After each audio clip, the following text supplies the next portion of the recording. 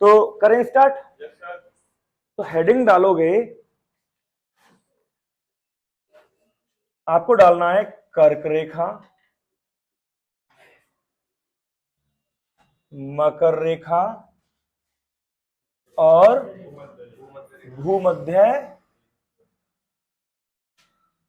मध्य रेखा। तो पृथ्वी की 3 महत्वपूर्ण काल्पनिक रेखाएं जिन पे क्वेश्चन बार बार बनते हैं आपके स्तर से, और बनेंगे, जरूर बनेंगे। इनके बारे में आपको गहन नॉलेज होनी चाहिए। हालांकि क्वेश्चन छोटा सा ही बनेगा, मगर फिर भी परेशान करता है और इनको याद करना बड़ा आसान है। मैंने बताया था, अक्षांश हो या देशांतर हो, है सब काल्पनिक रेखाएं, है ना। तो देखो, आपको बना लेना है सबसे पहले एक गोल पृथ्वी के रूप, है ना। हमने मान लिया कि हमने क्या बना लिया, पृथ्वी को बना लिया, ठीक है। अब यहां पर आपको जो तीनों रेखाएं पढ़नी है, उनको पढ़ना है। सबसे पहले पृथ्वी के बीचों बीच से एक रेखा खींचोगे। सबसे पहले पृथ्वी के बीचों बीच से एक रेखा खींचोगे। तो इस रेखा को जैसे ही खींचोगे तो इस रेखा का नाम क्या है, वेरी गुड, पहले डालोगे 0 डिग्री अक्षांश रेखा। मैं 3 रेखाओं को बताने के बाद कितने क्वेश्चन बन जाते हैं वो तुम्हें सिखाऊंगा कि आखिरकार क्वेश्चन बनते कैसे हैं। तुम्हें क्वेश्चन बनाने आ गए, जीएस याद करने का मुद्दा खत्म। तो 0 डिग्री अक्षांश रेखा, जिसके और भी कई सारे नाम हैं जो बार बार पूछे जाते हैं, ठीक है। सबसे पहले नाम विषुवत रेखा, विषुवत रेखा, कॉन्सेप्ट क्लियर। दूसरा नाम भूमध्य रेखा, 2 नाम। तीसरा नाम पृथ्वी को 2 बराबर भागों में बांटने वाली रेखा, पृथ्वी को 2 बराबर भागों में बांटने वाली रेखा। इतने क्वेश्चन आपसे पूछेगा, बताइए इन सब पे अलग अलग क्वेश्चन, जितने नाम लिखवा दिए इतने क्वेश्चन बन गए, कर दोगे। तो पृथ्वी को 2 बराबर भागों में बांटने वाली रेखा कौन सी है, 2 भाग कौन से हो गए ये समझ में आ गया। देखना, इससे ऊपर ये बन गया उत्तरी गोलार्ध, वेरी गुड, उत्तरी गोलार्ध बन गया, और ये क्या बन गया, दक्षिणी गोलार्ध, ठीक है। उत्तरी गोलार्ध और दक्षिणी गोलार्ध, पृथ्वी पे 2 ही गोलार्ध है ना। जैसे बीचों बीच से निकलेगी तो 2 गोलार्ध पृथ्वी बढ़ जाएगी। तो आपसे ये भी कह सकता है, पृथ्वी को 2 बराबर या 2 गोलार्धों में बांटने वाली रेखा। और गोलार्ध कौन कौन से हैं, उत्तरी गोलार्ध और, बस इतना सा। तो 0 डिग्री अक्षांश से आप ये समझ लोगे, ठीक है। अब इसी के साथ हालांकि छोटी छोटी चीजें और भी हैं, एक 5 डिग्री भी है, एक 10 डिग्री भी है, उन पे तुमसे क्वेश्चन नहीं बनेगा। आपके लिए क्वेश्चन सीधा आएगा यहां से। एक यहां बना देता हूं, ये कौन सी है, 23.5 डिग्री, और कौन से गोलार्ध में, उत्तरी गोलार्ध। इसको नाम दिया गया है कर्क रेखा। इसको क्या नाम दिया गया है, कर्क रेखा। इसको बार बार पूछेगा, बताइए कर्क रेखा कौन से गोलार्ध में है, बताइए कर्क रेखा कौन कितने अक्षांश पर है। 2 क्वेश्चन बन गए, और है कुछ नहीं, केवल चित्र खींचा, अपना सीधा सीधा बनता जा रहा है, बहुत आसान, याद हो रहा है ना। आगे आ जाओ। तो 23.5 डिग्री उत्तरी गोलार्ध में कौन सी है, कर्क रेखा। अब कर्क रेखा बार बार पूछी क्यों जाती है, ठीक है। तो कर्क रेखा को सबसे पहले यह समझो कि कर्क रेखा भारत के लगभग बीचों बीच से निकलती है, समझ रहे हो ना। तो अब क्योंकि हम कर्क रेखा पर हैं, तो भाई हमसे तो जानकारी हमारा देश पूछेगा ही, हमारे एग्जाम में बनेगा ही बनेगा। तो देखना, लगभग यहां पर भारत मौजूद है कर्क रेखा में। चाहो तो मैं यहां पे नक्शा भी बना सकता था छोटा सा भारत का, ठीक है। तो लगभग यहां पर क्या है, भारत। अब समझो क्या पूछेगा, क्या लिखो, भारत के बीचों बीच से कौन सी रेखा, कर्क रेखा। अब आपसे दूसरा क्वेश्चन पूछेगा, कर्क रेखा पे भारत के कितने राज्य पड़ते हैं, तो 8 राज्य। कर्क रेखा पर भारत के कुल कितने राज्य पड़ते हैं, तो 8। मैंने भारत के बारे में सामान्य जानकारी जब एक कंटेंट पढ़ाया था स्टार्टिंग में, उसकी वीडियो भी है ना, वीडियो भी है चैनल पर, उसे तुम देख सकते हो, है ना। अगर कोई यहां मौजूद नहीं रहा है तो चैनल पे जाकर के देख सकता है, वो कई सारी वीडियो वहां पे पड़ी हुई है। तो है क्या, कितने राज्य पड़ते हैं? 8। उन आठों के नाम तुम्हें याद होने चाहिए, ठीक है। 8 के 8 नाम तुम्हें याद होने चाहिए, ठीक है। चलो तो तुम बोलो, ठीक है। 8 के 8 नाम क्या है, लिख लोगे, अगर तुम्हें याद है तो बोल सकते हो। गुजरात, गुजरात, राजस्थान, गुजरात, राजस्थान, मध्य प्रदेश, छत्तीसगढ़, मध्य प्रदेश और छत्तीसगढ़। एक एक किस्त में तो ऐसे बोलोगे 8 के 8 को, गुजरात, राजस्थान, मध्य प्रदेश और छत्तीसगढ़। कुछ लोग इसे राजस्थान से बोल सकते थे, मगर हमने एक फ्लो बनाया है जो आसानी से भूल जाए। तो गुजरात, राजस्थान, मध्य प्रदेश, छत्तीसगढ़ हो गया। उसके बाद लिखोगे झारखंड, झारखंड, पश्चिम बंगाल, त्रिपुरा और मिजोरम, त्रिपुरा और मिजोरम। Concept clear? बिल्कुल इजी था। 2 बार में बोलोगे, जब भी बोलोगे। कैसे बोलोगे?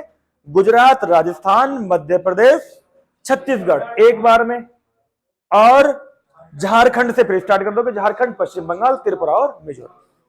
अब क्वेश्चन कैसे बनेगा? 8 राज्य है ना, 8 प्रकार से ही क्वेश्चन बन जाएगा। कैसे कि बताइए इनमें से कौन सा राज्य कर्क रेखा पर नहीं है और इनमें से कौन सा राज्य कर्क रेखा पर है। तो देखना क्या करेगा, 3 राज्य ये दे देगा और एक और उठा लेगा नॉर्मल सा। बताइए कौन सा राज्य कर्क रेखा पे नहीं पड़ता। बात समझ में आ गई? ये छोटी सी चीजें तुम्हें लग रही है, मगर यहां पे क्वेश्चन बहुत सारे, ठीक है ना। जो भी इन चीजों को ऐसे याद कर लेगा उसकी जीएस एकदम क्लियर। तो कैसे पूछेगा? बताइए गुजरात, राजस्थान, छत्तीसगढ़ और एक और राज्य कोई, मान के चलो असम उठा लिया, कौन सा कर्क रेखा पे नहीं है। तो तुम्हें पता है ना, भारत के बीचों बीच से निकल रही है, तो मिडिल पे यही क्वेश्चन सारे के सारे राज्य पड़ते हैं। असम तो बिल्कुल ऊपर जाकर। कॉन्सेप्ट क्लियर हुआ? अब आ जाओ मकर रेखा पे। मकर रेखा कहां पर है? यहां पर। तो ये भी कितने डिग्री है? 23.5 ही है, मगर ये है कहां पर?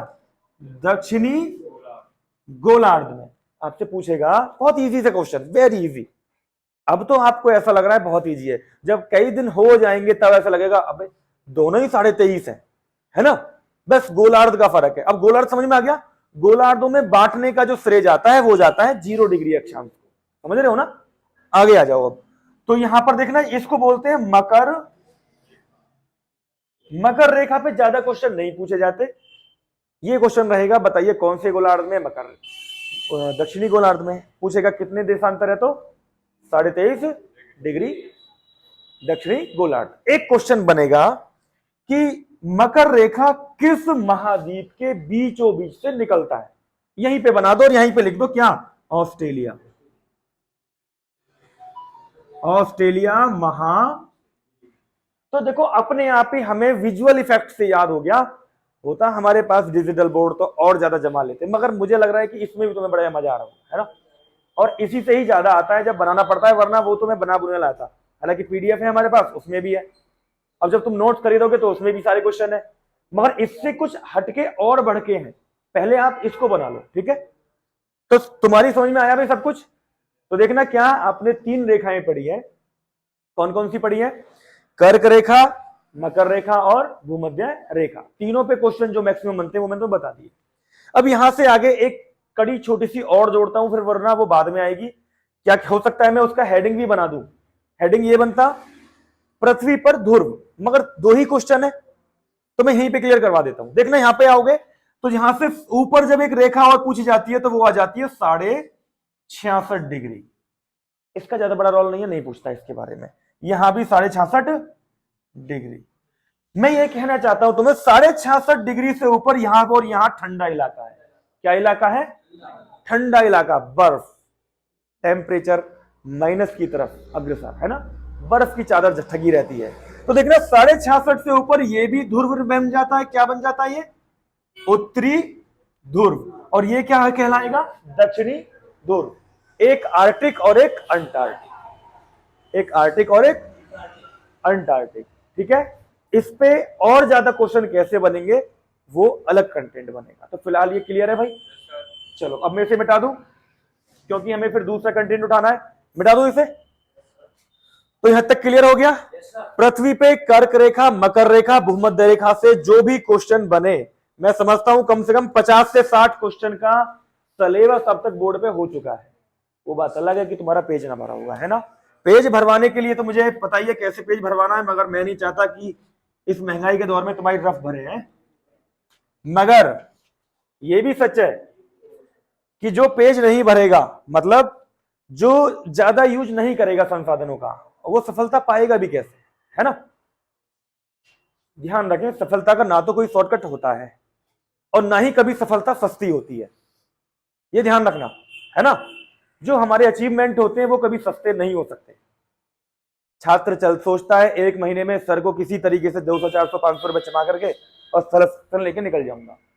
भाई इतना आसान होता तो पागल थोड़ी ना है कोई भी। जो लोग सालों साल से लगे रहते हैं, या फिर जो छात्र उनके पास इस हिसाब से लगे हुए हैं कि 3 महीने पहले कुछ सीख लिया और अब जो सर ने सिलेबस डिसाइड किया है वो उसको सीखेंगे तरीके से।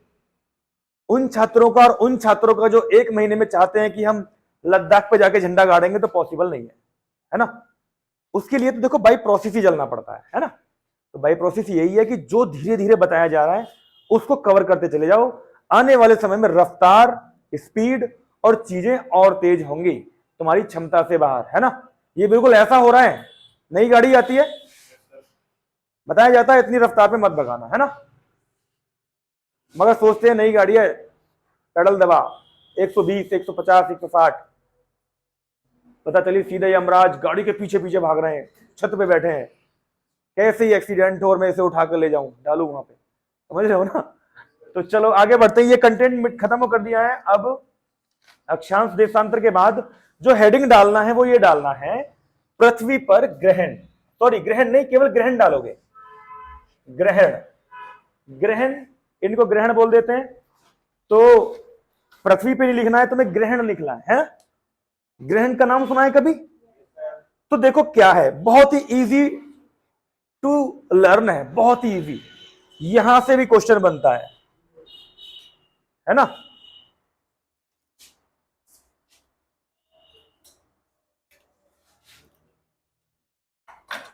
तो यहां से भी क्वेश्चन बनता है, ठीक है। अब क्या क्वेश्चन बनेगा? देखो सिंपल सी बात है, हम लोग कहां पर है? हम लोग कहां पर है? पृथ्वी पर। हम लोग कहां पर है? थोड़ा बड़ा बना दिया पृथ्वी को, है ना। इस मामले में थोड़ा छोटा बनाना पड़ेगा इसे, वरना फिर सूर्य को और बड़ा बनाना पड़ेगा, चंद्रमा को और छोटा बनाना पड़ेगा। देखो कैसे बनाऊंगा मैं तुम्हें बताता हूं। हम लोग हैं पृथ्वी पर, थोड़ा छोटा सा पल रहा होगा, वीडियो के हिसाब से बना रहे हैं। हम लोग पृथ्वी पर है और हमें 2 ही ग्रहण दिखाई देते हैं, या तो सूर्य ग्रहण या फिर, तो हमें 2 ही तो प्लैनेट दिख रहे हैं, या तो सूर्य दिखता है तो उस पर भी ग्रहण लगता है, या फिर चंद्रमा दिखता है ना। तो पृथ्वी ग्रहण तो कोई है नहीं, है ना। तो ग्रहण कितने हैं? केवल 2। कितने हैं? 2, सूर्य और चंद्र ग्रहण है। मैंने चंद्र लिख दिया, है ना, ठीक है। अब इनको समझोगे कि पृथ्वी से हमें दोनों चीजें दिखती हैं, और मैंने बता भी रखा है कि ये आकाश में सारे के सारे घूम रहे हैं, कोई एक जगह नहीं रहता, सबके पास अपना अपना काम है, खाली कोई नहीं बैठा है, समझ रहे हो ना। तो देखो कैसे करोगे। सबसे पहले हेडिंग डालोगे, सबसे पहले डालोगे आप सूर्य ग्रहण। क्या डालोगे आप? सूर्य ग्रहण। सूर्य ग्रहण हेडिंग डालो और एक बार में प्रैक्टिकल तरीके से याद कर दो। हमारा भर गया हमारा।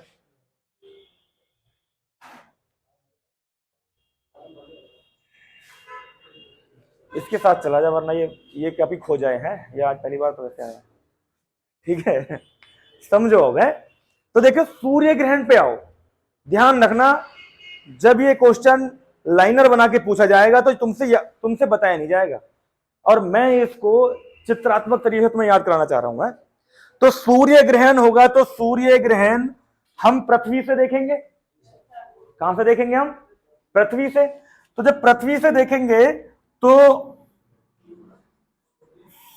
देखना हमारे बीच में हमें कौन नहीं दिख रहा है? हमें हेलो, मैं क्या कर रहा हूं? देखो क्या कौन सा लिखना है तुम्हें? सूर्य ग्रहण में क्या करना है आपको कि सूर्य और हमारे बीच में कौन आएगा? एक ही बंदा बचा हुआ है। कौन बचा हुआ है? चंद्रमा। कौन सा समझ आया? देखना इस तरीके से कि भाई हमें क्यों नहीं दिख रहा है? हमें नहीं दिख रहा है सूर्य, क्यों नहीं दिख रहा है? एक तीसरा कौन बचा है? चंद्रमा, वो बीच में आ गया है ना? अब इसी से डेफिनेशन बनेगी। देखना क्या बन गया? एक ऐसी स्थिति को क्या बोलते हैं? सूर्य ग्रहण। और इसको दो तीन तरीके से लिख सकते हैं। कैसे लिखोगे? जब जब चंद्रमा पृथ्वी और सूर्य के बीच आ जाए, बीच में आ जाता है ना? जब जब चंद्रमा सूर्य और पृथ्वी के बीच में आ जाए तो क्या कहलाएगा वो?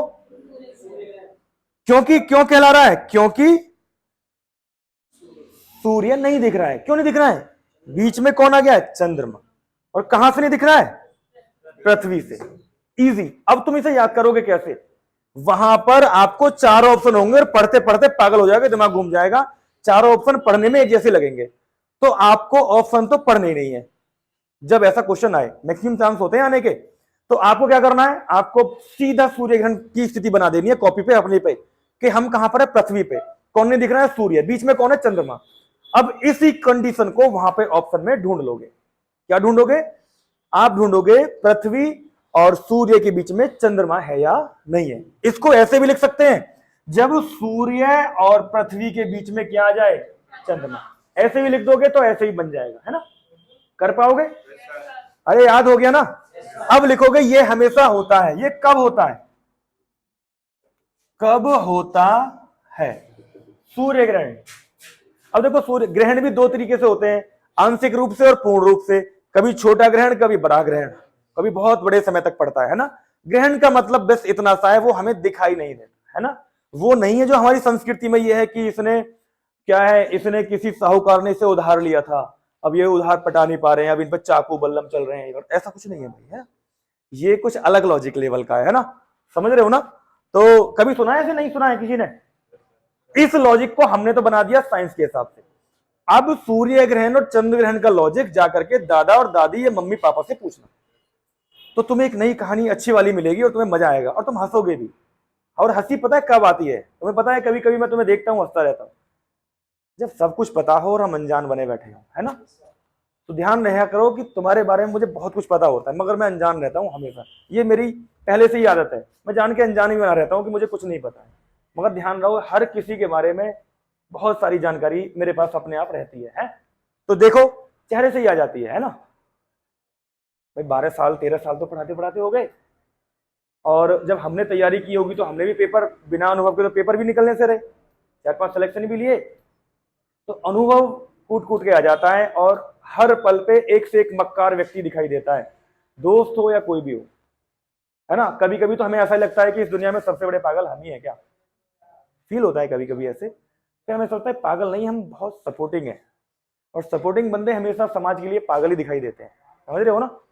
तो देखो आगे बढ़ते हैं। अब तो समझ में आ गया, ये कम होगा हमेशा, ये होगा हमेशा अमावस्या को। कब पड़ेगा? सूर्य ग्रहण हमेशा पड़ेगा कब? अमावस्या। ये वही अमावस्या जिसे तुम मावस बोल दो केवल शॉर्ट में। जैसे ये आती है, घर में खीर का प्रोग्राम होता है, होता नहीं होता? घर में खीर बनती नहीं बनती? वो बात अलग है कि सबके घर में अलग अलग तरह से बनती है? ठीक है ना? कितने लोगों के घर में मावस को खीर बनती है? अरे सबके घर में बनती होगी, है ना? Concept clear? हाँ, कल बनिए, सही कह रहे हो। हाँ, मैंने भी खाया गांव में जाकर के। समझ में आ गई बात? तो सूर्य ग्रहण पे मुझे नहीं लगता कितने प्रकार से भी क्वेश्चन बन जाए। ध्यान रखना, अभी तो जब मैं पेपर में दूंगा ना, तो तुम्हें बना के देखने पे ही सॉल्व होगा। क्यों? जब मैं फंसा हूं तो तुम भी फंसोगे, सिंपल सी बात है ना? वो बात अलग है कि भाई कोई मुझसे भी आगे है तो अच्छी बात है, देखो मुझे खुशी होगी, है? तो मिटा दूं सूर्य ग्रहण। तो सूर्य ग्रहण को मिटाने के बाद अब डालेंगे हम क्या, तो देखो कंटेंट बाई कंटेंट याद हो रहा है, चंद्र ग्रहण है। चंद्र ग्रहण में अब देखो कौन कौन कहां कहां चले जाएंगे। सूर्य ग्रहण के बाद क्या लिखेंगे, चंद्र ग्रहण। तो करें अब ये बताओ कि चंद्र ग्रहण में क्या होने वाला है। भाई सिंपल सी बात है, चंद्र ग्रहण में चंद्रमा ना दिखेगा, सूर्य में सूर्य नहीं दिखा था। तो देखना सूर्य तो देखो कहीं जाएगा नहीं, सूर्य तो अपने जगह रहेगा। वो तो बॉस है भाई। सूर्य मंडल का पिता किसे कहा जाता है ना, the father of solar system. पूरे सौर परिवार का पिता कौन है कहेगा, बताइए पूरे सौर मंडल का एकमात्र ऊर्जा का स्रोत। अगर सूर्य निकलना बंद कर दे तो किसी को ऊर्जा मिलेगी। हमारे तुम्हारे चेहरे भी 10 दिन में तुमने देखा ना, अभी 5-7 दिन सूर्य नहीं निकला, अरे भाई बहुत बुरी हालत है। जब कोहरा पड़ता है सूर्य नारायण नहीं निकल रहे हैं तो भैया सबकी लंका लगेगी है ना। दुनिया भर की फंगल बीमारियां, दुनिया भर की बीमारियां पैदा होंगी और नए नए कीट पैदा होने स्टार्ट हो जाएंगे, है ना। जिनको अंधेरा पसंद है, शक्तिमान देखा था किसी ने, उसमें अंधेरा किसको पसंद था, नहीं देखा शक्तिमान, सम्राट किलमिच को पता है किसी को।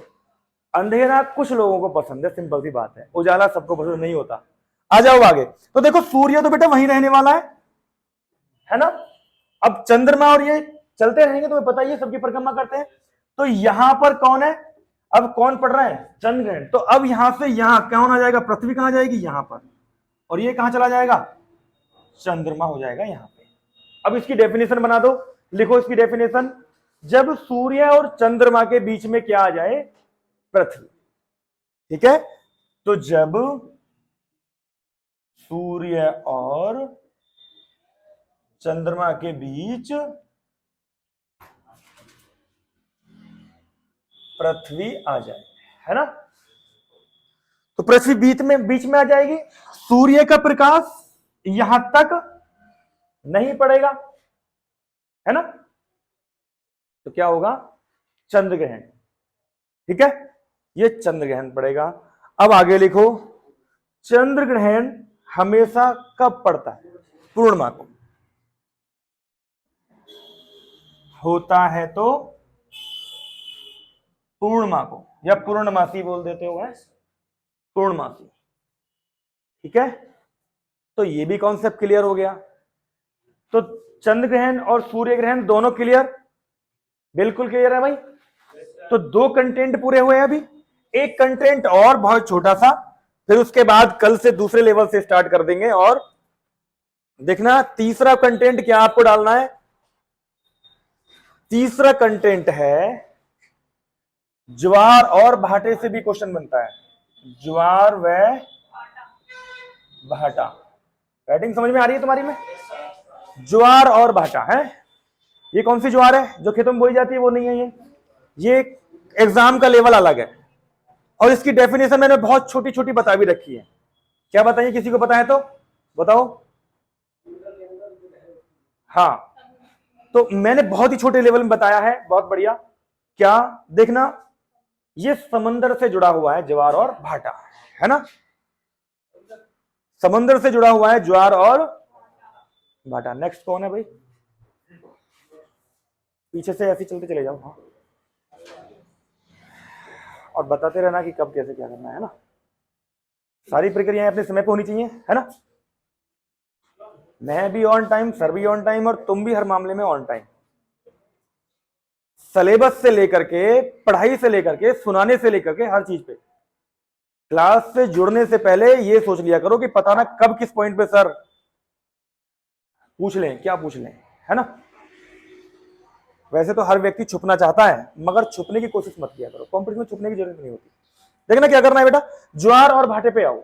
ज्वार में और भाटे में देखना कोई समंदर या जल, समंदर में क्या होगा, जल ही होगा। तो इसकी डेफिनेशन बहुत छोटी सी हमने बनाई, और बहुत छोटी छोटी डेफिनेशन है अपनी, मेरे को पता ही है कि हर एक टॉपिक पे अपनी अपनी डेफिनेशन छोटी सी, उसी से तो कंटेंट याद होगा। और कंटेंट याद हो गया तो फिर क्वेश्चन याद करने का कोई मुद्दा ही नहीं बचता, है ना। तो देखना क्या है, हम मानते हैं समंदर के जल का या लहरों का ऊपर उठना ज्वार और नीचे गिरना बस इतनी सी डेफिनेशन लिखनी है, मगर किताब में बहुत लंबी मिलने वाली है, ध्यान रखना, बहुत लंबे तरीके से चलेगा। और जैसे तुम ये याद करोगे तुम्हें जो भी क्वेश्चन है वो याद हो जाएंगे, है ना। और तुम्हें पता है इंसान बड़ा चालाक है, हर एक मूवमेंट को कैप्चर करके उससे फायदा उठाता है ना, और इससे फायदा उठाना जरूरी भी था। तो लिखो, देखना ये एक ऊर्जा ही है, तो लिखना क्या लिखोगे, एक डेफिनेशन, समंदर के जल का ऊपर उठना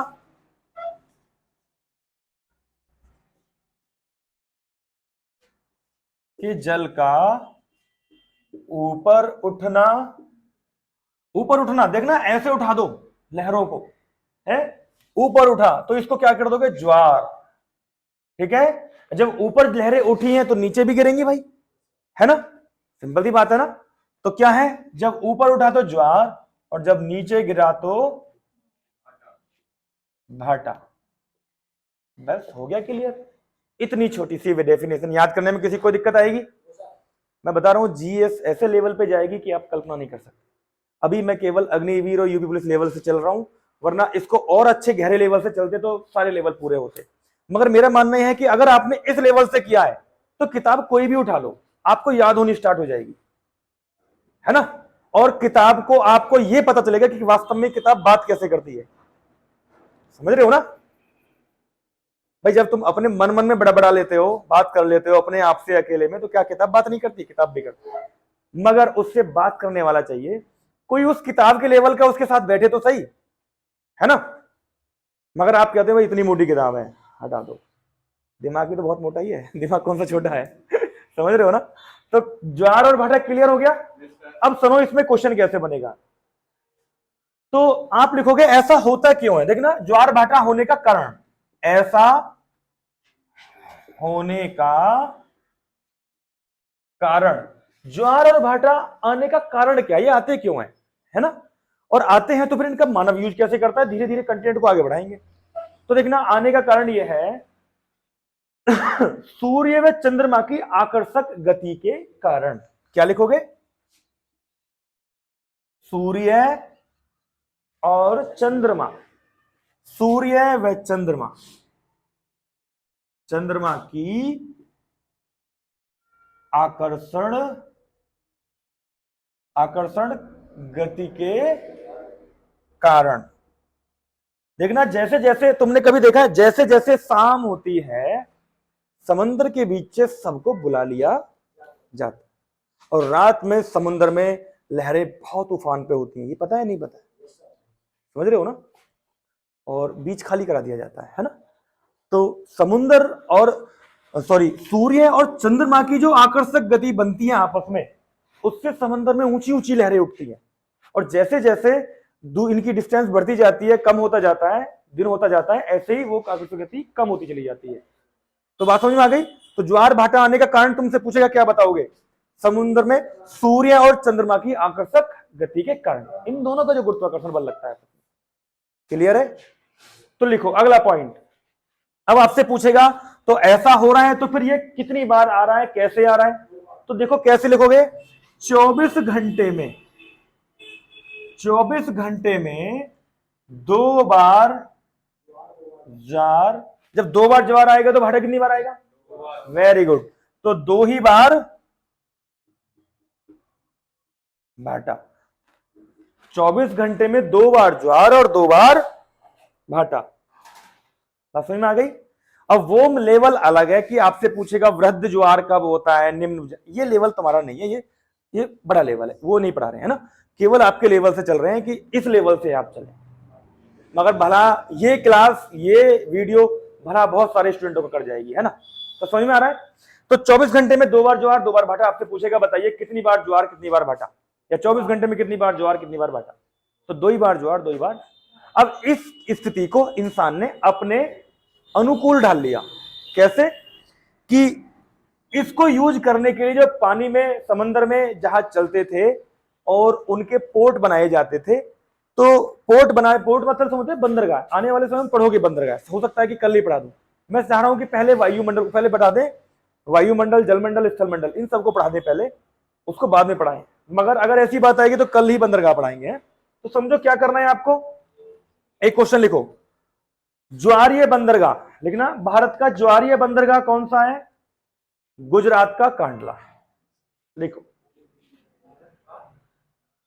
ज्वारीय बंदरगाह, ज्वारीय, तो ये है गुजरात में, और इसमें किसका नाम क्या है? कांडला। मगर कांडला वर्तमान में नाम नहीं है अब इसका, पंडित दीनदयाल उपाध्याय, पंडित दीन दयाल उपाध्याय इसका नाम है। पोर्ट कहां पर है? गुजरात। ठीक, होता क्या है कि जो समंदर में जहाज आते हैं, बंदरगाह क्या होते हैं मैं फिर बाद में बताऊंगा। वैसे तो बंदरगाह होते हैं पानी के जहाज के स्टेशन, जहां पर पानी के जहाज आकर के उतरते हैं और वहां पे उनसे माल को उतारा और चढ़ाया जाता है ना। ये ऐसे स्टैंड है जैसे बस स्टैंड आ गया, है ना, हवाई अड्डा आ गया, तो हवाई अड्डे पे हवाई जहाज आते हैं, है ना, और पानी के जहाज कहाँ आएंगे? बंदरगाह। तो ये बंदरगाह कैसा है? वैसे तो बंदरगाह सब बना लिए, ये बंदरगाह कैसा है? ज्वारीय। यहां पर ऐसा आता था कि जब ये जहाज आते थे तो इंतजार किया जाता था ज्वार आने का। ज्वार मतलब इस बंदरगाह पे ऊपर जहाज को इन लहरों की ताकत के थ्रू रस्तों से ऊपर खींचा जाता था। काफी नुकसान भी होता था, है ना, भाई भीगेगा, लहरें हैं, बहुत कुछ चीजें बिगड़ जाती थी, जान माल का खतरा रहता था। तो ऊपर खींच लेते थे और जैसे ही माल उतार लिया जाता था तो फिर पानी की लहरों के साथ, क्योंकि समंदर का स्तर बढ़ रहा है, फिर तो धीरे धीरे नीचे छोड़ दिया जाता, ये काम होता था। ठीक है, मगर अब इसकी जरूरत नहीं पड़ती, अब तो सीधे और लेवल से बनाते हैं। तो बेटा ये हमने आज कौन कौन से कंटेंट क्लियर किए? नंबर 1 कंटेंट क्या था? कर्क रेखा, मकर रेखा और मध्य रेखा। दूसरा कंटेंट क्या था? ग्रहण। और तीसरा था ज्वार। आज के लिए इतना जीएस में, है ना। तो जीएस को साथ के साथ नोट्स बनाते रहो भाई, जो भी लोग इन्हें अटेंड कर रहे हो, और रेगुलर रहना है। जो रेगुलर ना रहेगा ध्यान रखना, चीजें छूटी जानी है, फिर दोबारा बताने का मौका नहीं लगेगा। रिपीटेशन भी होगा सिलेबस का, तो वो दूसरे स्तर से होगा, इस स्तर से नहीं होगा सिलेबस। जैसे मैंने कहा है ना 2 बार होगा, तो 2 बार होगा, मगर इस स्तर से नहीं होगा दूसरी बार में, क्योंकि जो हमारा पढ़ाया हुआ छात्र है फिर तो स्तर दूसरा होना चाहिए ना। फिर मैं कंटेंट बोलूंगा तुम आंसर दोगे, रिपीटेशन आगे निकल जाओगे। तो भाई ये तुम्हें काम करना है? चलो।